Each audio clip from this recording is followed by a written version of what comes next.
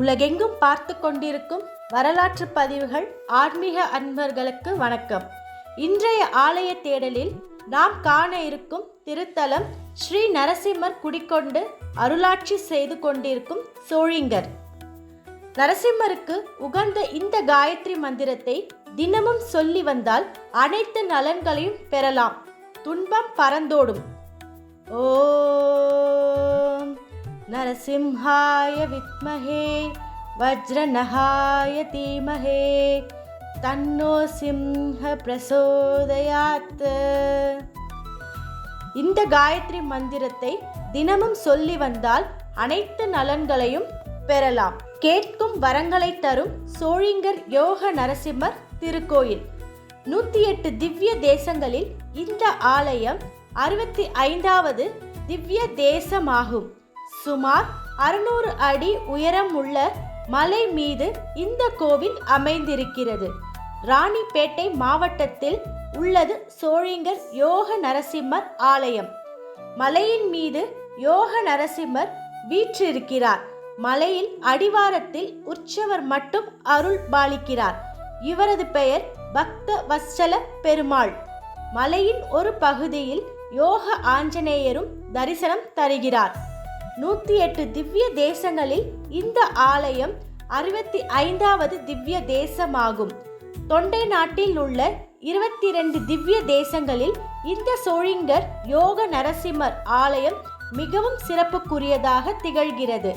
ஏனெனில் காஞ்சிபுரத்திற்கும் திருப்பதிற்கும் இடையில் இந்த திவ்ய தேசம் அமைந்திருக்கிறது. இந்த ஆலயத்தை பராங்குச சோழன் என்ற மன்னன் 3ஆம் நூற்றாண்டில் கட்டியிருக்கிறான்.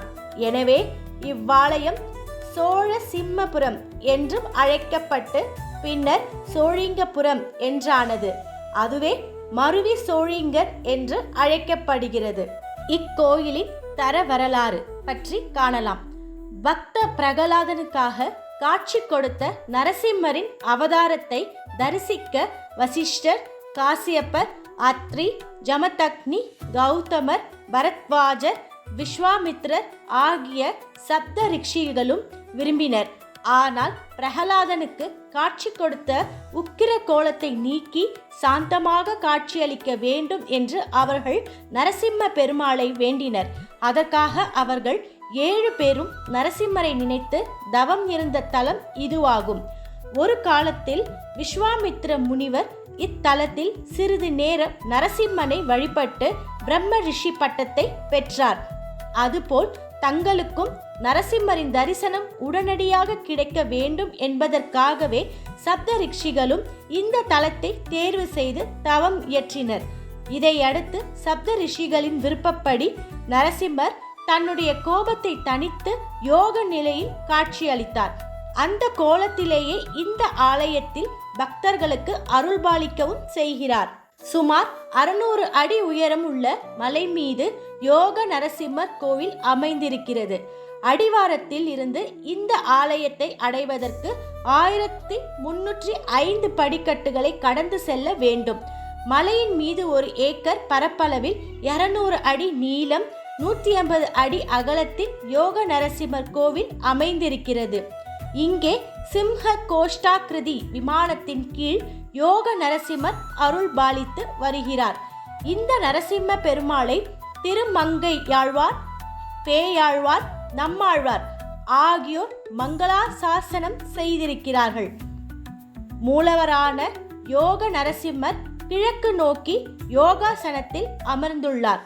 இவர் சாலக்கிராம மாலை அணிந்திருக்கிறார். இவரது வடிவத்தை சிலா வடிவம் என்று போற்றுகின்றனர். அருகில் தாயார் அமிர்தவல்லி இருக்கிறார். ஊரின் மையத்தில் உற்சவருக்கு தனி கோவில் அமைந்திருப்பது சிறப்புக்குரியதாகும். பிரம்மோற்சவம் போன்ற விழாக்கள் அனைத்தும் அங்குதான் நடைபெறும். இங்கிருந்து 4 கிலோமீட்டர் தூரத்தில் இருக்கிறது மலை மீதுள்ள யோக நரசிம்மர் ஆலயம். இந்த மலை மீது 24 நிமிடங்கள் இருந்தாலே ஒருவர் முக்தியை அடைவார் என்று சொல்லப்படுகிறது. மகாவிஷ்ணு எடுத்த அவதாரத்திலேயே மிகவும் சிறப்பு வாய்ந்தது நரசிம்மர் அவதாரம். இறைவன் எல்லா இடங்களிலும் நிறைந்திருக்கிறார் என்று பறைசாற்றிய அவதாரம் இது. அதோடு தன் பக்தர்களுக்காக உடனடியாக காட்சி தந்து அருள்பாலிக்கவர். எனவே நரசிம்மரை வழிபடுபவர்களுக்கு அவர்கள் வேண்டிய வரம் உடனடியாக கிடைக்கும் என்பது ஐதீகம். பெருமாளுக்கு ஒவ்வொரு கோவிலிலும் ஒவ்வொரு வழிபாட்டு நடைமுறைகள் இருக்கின்றன. சில கோவில்களில் மொட்டை போடுவார்கள், சில கோவில்களில் உண்டியல் காணிக்கை செலுத்துவார்கள். ஆனால் சோழிங்கர் யோக நரசிம்மர் ஆலயத்தில் இவை எதுவும் செய்ய வேண்டியதில்லை. ஒரே கல்லில் மீது குன்று போல் அமைந்த இந்த மலை மீது 1300 படிகளை கடந்து வந்து யோக நரசிம்மரை தரிசித்தாலே போதுமானது. பக்தர்கள் கேட்கும் வரங்களை அவர் அளித்து விடுவார். இத்தல இறைவனுக்கு கற்கண்டு, வெல்லம், வாழைப்பழம், தயிர் சாதம் நெய்வேத்தியமாக படைக்கிறார்கள். வேட்டி சேலையும் நேர்த்திக்கடனாக செலுத்தப்படுகிறது. வெள்ளிக்கிழமை தோறும் இத்தல நரசிம்மருக்கும் தாயாருக்கும் அபிஷேகம் நடைபெறும். அப்போது இறைவனை அபிஷேகிக்கும் பால், தயிர், தேன், சர்க்கரை ஆகியவற்றை பிரசாதமாக வழங்குகிறார்கள். மன வளர்ச்சி குன்றியவர்கள், பில்லி சூனியம், ஏவல், தீராத வியாதி இருப்பவர்கள் யோக நரசிம்மரை வழிபட்டால் விரைவில் குணமாவதாக பக்தர்கள் நம்பிக்கை தெரிவிக்கின்றனர். தாம்பத்திய பிரச்சனை, குழந்தையின்மை, திருமணத்தடை நீக்கும் தலமாகவும் இது விளங்குகிறது.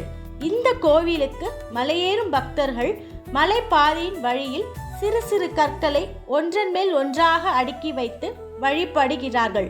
இதனால் புதிய வீடு கட்டும் யோகம் வாய்க்கும் என்றும் நம்பப்படுகிறது. இந்த ஆலயத்தில் கார்த்திகை திருவிழா வெகு விமர்சையாக நடைபெறும். கார்த்திகை மாதத்தில் 5 வெள்ளிக்கிழமைகள், 5 ஞாயிற்றுக்கிழமைகள் விசேஷ பூஜைகள் செய்யப்படும். சித்திரை மாதத்தில் 10 நாள் பிரம்மோற்சவம் நடைபெறும். வைகாசியில் நரசிம்மர் ஜெயந்தி, காஞ்சி கருட சேவை, ஆடிப்பூரம், ஆவணியில் பவித்ரோற்சவம், புரட்டாசியில் நவராத்திரி, ஐப்பசியில் மண வாழ மாமுனி உற்சவம், மார்கழியில் ராப்பத்து பகல் 10 உற்சவம், தைப்பொங்கல் விழா, மாசியில் தொட்டாச்சாரிய உற்சவம் போன்றவை நடைபெறுகின்றன. யோக நரசிம்மராக கண்மூடிய நிலையில் இருக்கும் இத்தல மூலவர் கார்த்திகை மாதத்தில் மட்டும் கண் திறந்து அடியார்களுக்கு அருள் புரிவதாக ஐதீகம். குறிப்பாக கார்த்திகை ஞாயிற்றுக்கிழமையில் இந்த நரசிம்மரை வழிபடுவது மிகவும் விசேஷமாக சொல்லப்படுகிறது. சங்கு சக்கரத்துடன் ஆஞ்சநேயர். யோக நரசிம்மர் அருளும் மலைக்கு எதிரில் 406 படிகளுடன் அமைந்த அழகிய குன்றின் மீது யோக ஆஞ்சநேயர் அருள்பாலிக்கிறார். 4 கரங்களுடன் இருக்கும் இவர் ஒரு கையில் சங்கும் மற்றொரு கையில் சக்கரமும் மீதமுள்ள 2 கரங்களிலும் ஜெபமாலையும் தாங்கி காட்சி தருகிறார். சிறிய மலையில் இருந்து பார்த்தால் யோக ஆஞ்சநேயரின் கண்கள் நேராக பெரிய மலையில் உள்ள யோக நரசிம்மரின் திருவடி நோக்கி இருக்கும்படி அமைக்கப்பட்டுள்ளதாம். சப்த ரிஷிகள் இந்த மலையில் தவம் இருந்தபோது அவர்களுக்கு காலன், போகன் என்ற 2 அரக்கர்களால் இடையூறு ஏற்பட்டது. இதை அடுத்து பெருமாள் ஆஞ்சநேயரை இத்தலம் சென்று சப்த ரிஷிகளுக்கு பாதுகாப்பு அளிக்கும்படி ஆணையிட்டார். அதன்படி ஆஞ்சநேயர் இங்கு வந்து 2 அரக்கர்களுடன் போராடினார். ஆனால் அரக்கர்களை வெல்ல முடியவில்லை. இதை அடுத்து பெருமாளிடம் இருந்து அவரது சங்கு சக்கரத்தை வாங்கி அதனை கொண்டு 2 அரக்கர்களையும் விரட்டியடித்து ரிஷிகளுக்கு பாதுகாப்பு அளித்தார். அதன் பிறகு சப்த ரிஷிகளுக்கு பெருமாள் யோக நரசிம்மராக இங்கு காட்சி அளித்தார். அந்த காட்சியே ஆஞ்சநேயரும் கண்டு களித்தார்.